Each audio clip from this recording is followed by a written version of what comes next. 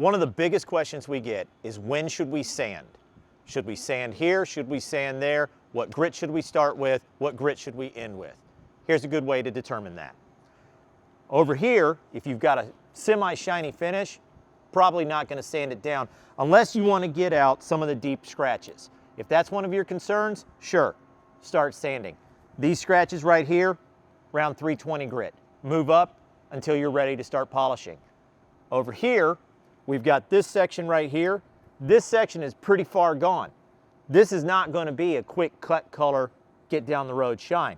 So we're going to start with a 400 grit here, work up to 800 grit, and we're ready to start cutting.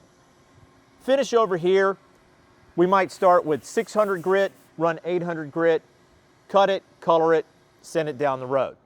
Obviously, if your tanks are in this bad a condition, you're starting at 180 grit and you're working your way up.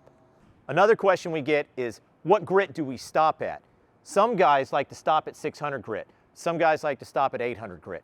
Here's the thing, if you're gonna polish at 3,500 RPM, which is the recommended RPMs for the buffs that we manufacture, you wanna go to 800 grit. A lot of guys, a lot of the professionals are using 6,000 RPM grinders. That's not recommended for the general use, okay? You can stop at 600 grit for a 6,000 RPM. We recommend going to 800 grit so you can use a 3,500 RPM or any regular buffer with the Renegade Products buffs.